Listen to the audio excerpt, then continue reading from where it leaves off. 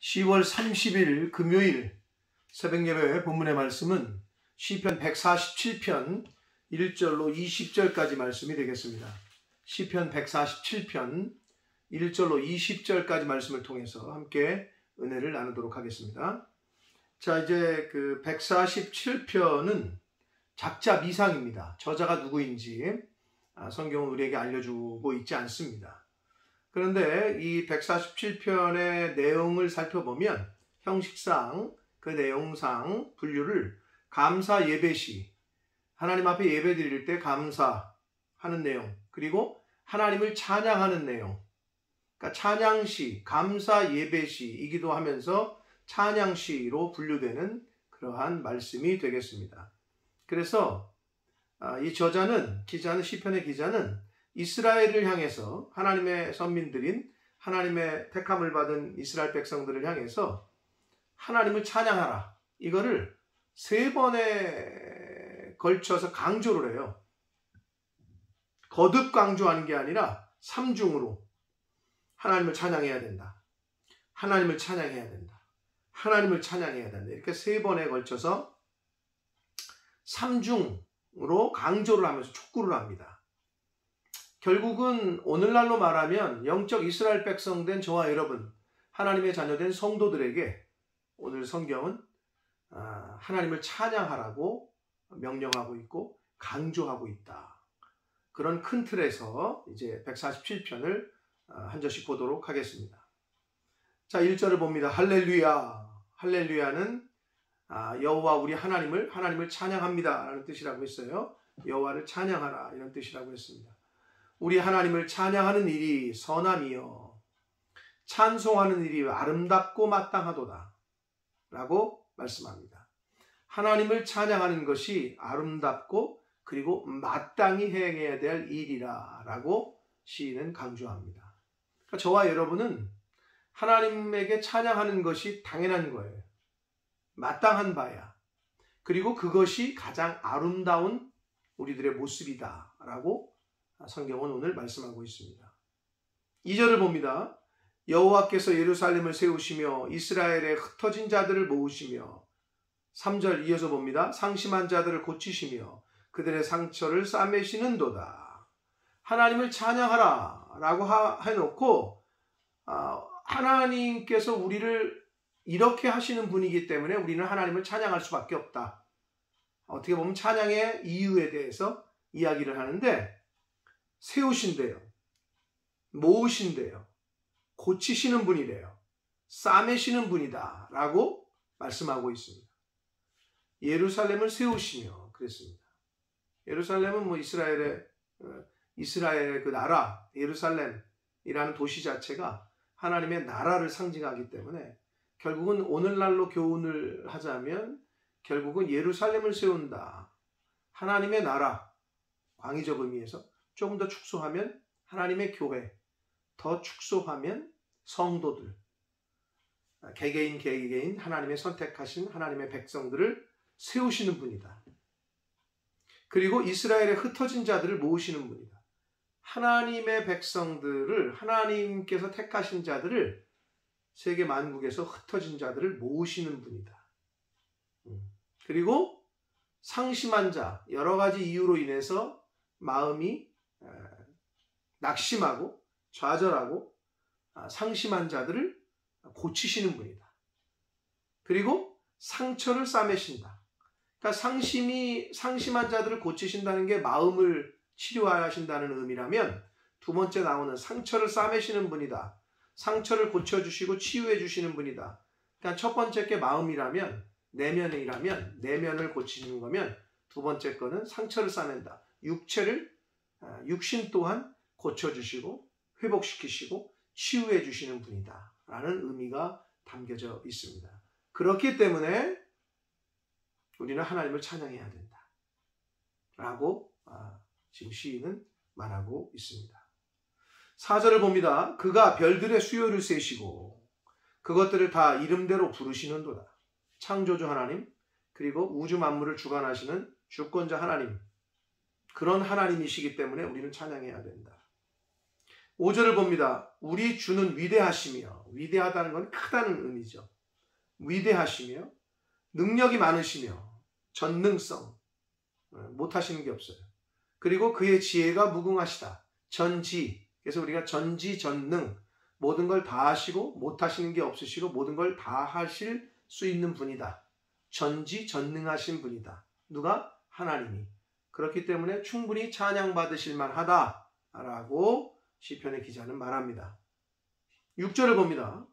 여호와께서 겸손한 자들은 붙드시고 악인들은 땅에 엎드려뜨리신다 라고 말씀하는데, 겸손한 자들을 붙드신대요. 붙드신다고 한 말은 회복시킨다, 그리고 올린다, 올리다 이런 뜻이 있는 원어예요. 그러니까 결국은 하나님께서는 겸손한 자들을 회복시키시고 높이신다는 거예요. 그러나 그렇지 않은 악인들은 그럼 겸손치 않은 자들이라는, 이게 악인들과 겸손한 자들이 대꾸를 이루고 있는데, 겸손치 않은 사람들은 땅에 엎드려뜨린 자, 그러니까 떨어뜨리신다는 거죠. 올라가지 못하도록, 그리고 성공하지 못하도록, 실패하도록 하신다는 거예요. 멸망시키신다는 거예요. 그래서 우리가 하나님 앞에서 겸손해야 됩니다. 그 성경은 여러 곳에서 겸손한 자에 대한 그 교훈을 얘기합니다. 잠언 18장 12절에 보면 겸손은 존귀의 앞잡이다. 교만은 패망의 선봉이지만 겸손은 존귀의 앞잡이라고 말씀합니다.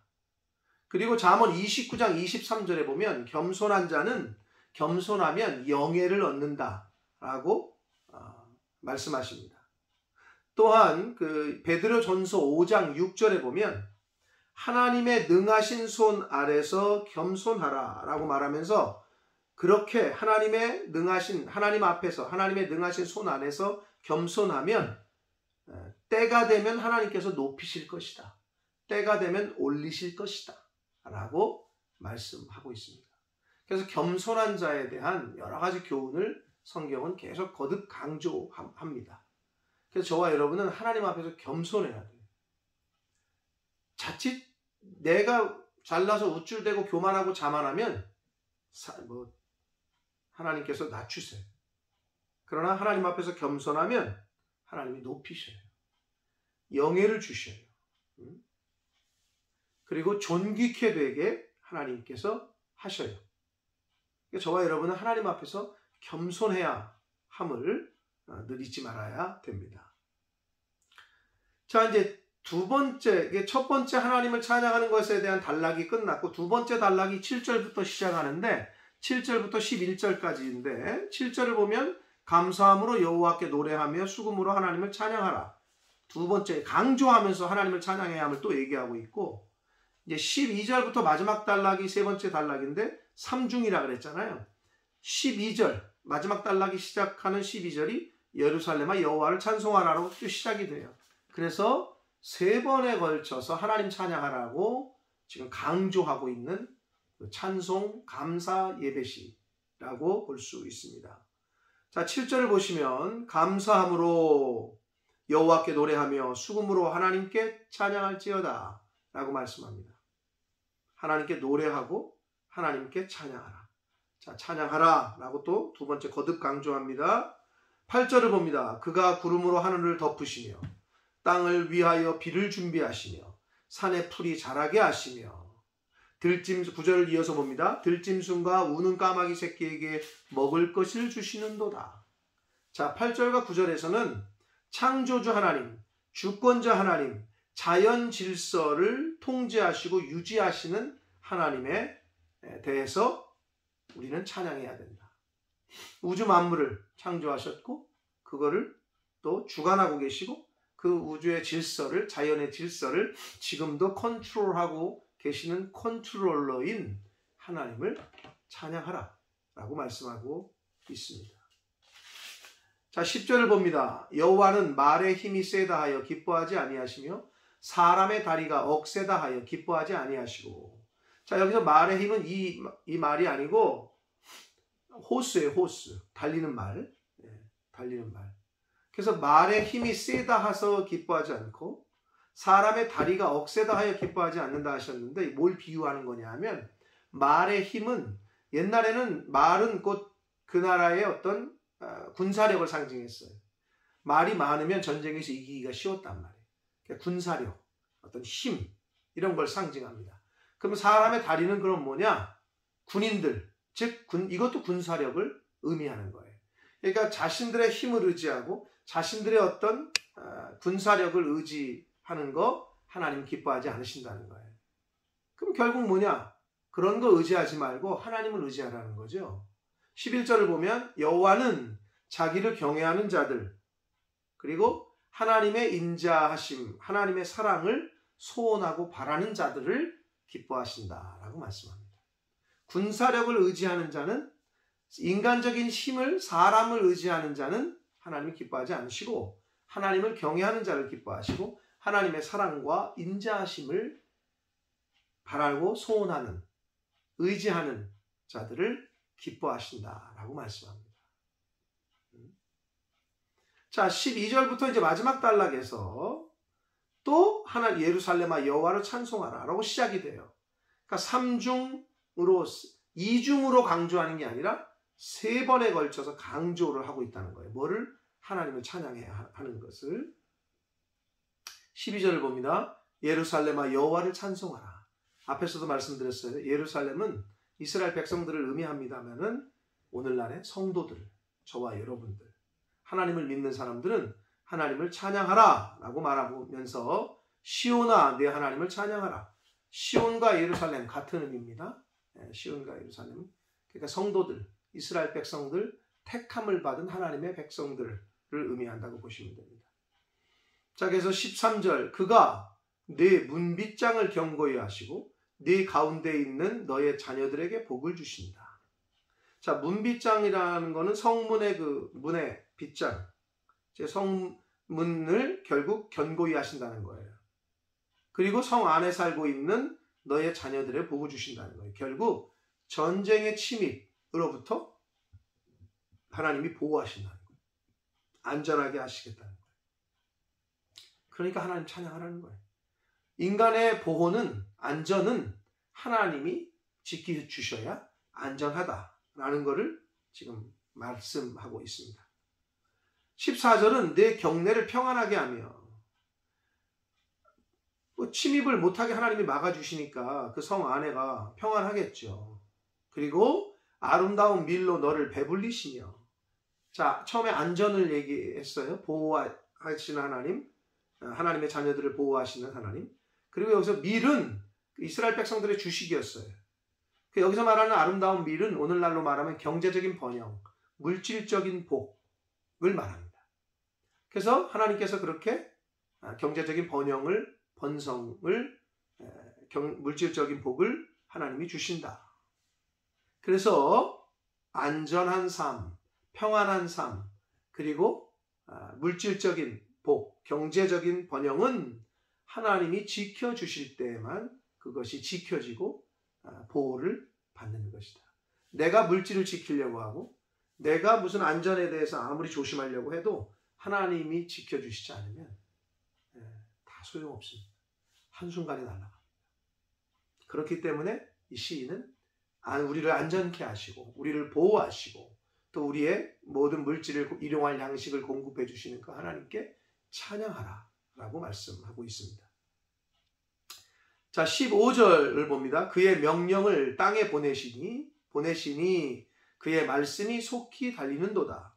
굉장히 문학적인 표현인데 그의 명령은 뒤에 나오는 하나님의 말씀이에요. 그러니까 결국 하나님께서 하나님의 말씀을 땅에 보내신대요. 이 땅은 세상에 보내신다는 거죠. 그러니까 하나님이 명령하신다는 거예요. 그러면 그 하나님의 말씀이 속히 달린다. 이 말은 신속하게 이루어진다는 거예요. 빛이 있으라. 빛이 있었다는 거예요. 응? 말씀으로 천지를 창조하셨잖아요. 그리고 하나님의 말씀이 육신이 되어 이 땅에 오신 분이 예수님이잖아요. 그러니까 그의 명령을 땅에 보내신다. 어떻게 보면 예수 그리스도를 상징한다고 해도 틀린 해석은 아닙니다. 그래서 하나님의 말씀이 예수 그리스도를 통해서 이루어져요. 16절 눈을 양털같이 내리시며 서리를 재같이 흩으시며 17절 이어서 봅니다. 우박을 떡 부스러기같이 뿌리시나니 누가 능히 그의 추위를 감당하리요. 이게 이제 겨울의 이미지를 갖고 말씀을 하는데, 자, 눈 내리게 하시고 서리를 내리게 하시고 우박을 뿌리시고, 겨울의 이미지죠. 네. 결국은 환난, 겨울은 구약 성경에서 이 환난, 어려움을 뜻합니다. 근데 이 모든 것, 자연세계, 피조세계를 컨트롤하시고 섭리하시는 분이, 주관하시는 분이 하나님이시다라고 시인은 말씀하고 있는 거예요. 18절을 봅니다. 그의 말씀을 보내사, 또 여기서 동일한 표현을 15절 표현을 또 하고 있습니다. 하나님의 말씀을 보내사 그것들을 녹이시고 바람을 불게 하신즉 물이 흐른다. 자, 결국은 이게 뭐냐? 겨울로 지금 상징되는 인간의 어려움, 환난, 그런 처한 상황에서 하나님의 자녀가 처한 겨울로 비유되는 어려움과 환난 가운데서 하나님이 말씀을 보내셔서 녹이시고 바람을 불게 하시고 물이 흘러가게 하신다. 하나님의 말씀으로만 위로를 얻고 하나님의 말씀으로 그 겨울로 대변되는 그 환난과 어려움이 해결된다라고 교훈하고 있습니다. 사랑하는 성도 여러분, 하나님의 말씀이 천지를 창조하신 말씀이에요. 이게 능력이에요. 성경이. 하나님의 말씀이 능력이에요. 그래서 우리는 이 말씀을 붙들어야 돼요. 그래야 영혼이 삽니다. 그래야 육체도 삽니다. 그래야 우리의 자녀들이 안전하게 보호를 받습니다. 그래야 경제적인 복을 받습니다. 번성케 하십니다. 지금 그 얘기를 하고 있는 거예요. 그렇기 때문에 우리가 하나님의 말씀을 잘 듣고 잘 읽고 묵상하고 배워야 하는 이유가 바로 여기에 있습니다. 19절을 봅니다. 그가 그의 말씀을 야곱에게 보이시며, 야곱은 이스라엘 백성들을 말합니다. 상징해요. 오늘날의 하나님의 영적 이스라엘 백성인 하나님의 자녀된 저와 여러분들을 상징합니다. 그래서 하나님의 말씀을 우리에게 보이셨다는 거예요. 그리고 그의 율례, 규례를 이스라엘에게 보이셨다. 같은 의미예요. 자, 야곱, 이스라엘 같은 의미이고, 말씀, 율례, 규례 같은 이미지입니다. 같은 의미예요. 하나님의 말씀을 하나님의 백성된 이스라엘 백성들에게, 하나님의 자녀된 저와 여러분들에게 알려주셨다는 거예요. 그래서 우리가 하나님 그 말씀을 통해서 예수 그리스도를 알게 되고 하나님을 알게 되고 믿게 돼서 영접하게 되니 하나님의 자녀가 되는 권세를 주신 거 아니에요? 지금 그 얘기를 하고 있는 거예요. 그런데 20절 보면 그는 어느 민족에게도 이와 같이 행하지 아니하셨대요. 즉 하나님이 택하신 하나님의 백성들에게만 이 진리의 말씀을 먼저 듣게 하셨다는 거예요. 이스라엘을 택하셨듯이, 저와 여러분을 택하셨듯이 하나님의 말씀을 들리게 하시고 믿게 해주셨다는 거예요. 다른 사람에게는 그렇지 않다는 거예요. 믿지 않는 사람들에게는, 오늘날로 말하면. 자, 그래서 그들은 그의 법도를, 하나님의 말씀을 알지 못하였도다. 할렐루야 라고 끝맺고 있습니다. 결국 하나님의 특별한 은혜, 특별한 사랑을 받은 백성이 이스라엘 백성 우리들이니, 그러니 하나님을 우리는 찬양하는 삶을 살아야 된다. 그리고 하나님을 찬양하는 삶을 살되 제사장 나라로 우리를 불러주셨으니, 왕같은 제사장으로 우리를 세우셨으니, 제사장의 사명은 뭐예요? 죄인과 인간을 연결시키는 거 아니에요. 즉 그들은 그의 법도를, 하나님의 말씀을 알지 못하는 그 넌크리스찬들에게 복음을 전파하는 그 역할을 오늘날 저와 여러분이 해야 한다는 거예요.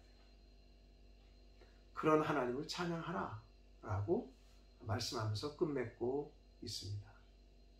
사랑하는 성도 여러분, 저와 여러분의 제 인생의 첫 번째 목적은 하나님을 찬양하는 겁니다.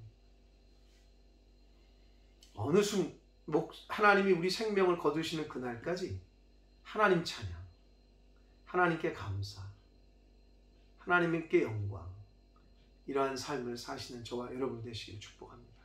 그리고 말씀을 우리에게 들려지게 하셨고 믿게 하시고 영접하게 하셨으니, 그래서 하나님의 자녀가 되게 하셨고 왕같은 제사장으로서의 사명을 주셨으니 믿지 않는 이들에게 복음을 잘 전해서 하나님의 그 말씀을 잘 알려주고 하나님의 사랑과 예수 그리스도의 십자가의 그 진리를 잘 전하는 그런 제사장으로서의 그 사명을 저와 여러분이 잘 감당해야 될 줄 믿습니다. 그러므로 오늘 하루도 하나님 찬양하는 삶 사시고 또 제사장으로서 하나님을 먼저 예수 그리스도를 먼저 믿고 영접한 하나님의 자녀들로서 그 사명을 잘 감당하는 오늘이 되고 생명 있는 날 동안까지의 삶이 되기를 예수 그리스도 이름으로 축복합니다. 기도하겠습니다. 살아계신 하나님 아버지 감사합니다. 생명을 연장시켜 주시고 새날 주시고 하나님 말씀을 또 전하며 들으며 하루를 시작하게 하시니 아버지 감사합니다. 아버지 하나님, 오늘 시편 기자의 고백처럼 하나님을 찬양하는 삶을 사는 저희들이 되게 하여 주옵소서. 하나님께서 저희들에게 특별한 은혜를 주셔서 저희들을 택하셨고 저희들에게 말씀을 주셨고 복음을 듣게 하셨고 그 복음을 듣고 영접하게 하셔서 하나님의 자녀로 삼아 주셨으니 왕같은 제사장이라 명하셨으니 아버지 저희가 그 제사장으로서의 삶을 사명을 잘 감당하는 복음을 전하며 믿지 않는 하나님을 모르고 말씀을 모르고 예수 그리스도를 모르는 그이들에게 진리의 복음을 십자가의 도를 잘 전하고 가르쳐 하나님에게로 하나님 나라로 잘 인도하는 그 사명을 잘 감당하는 저희들 모두가 되게 하여 주옵소서. 예수 그리스도 이름으로 축복하며 기도 올리옵나이다.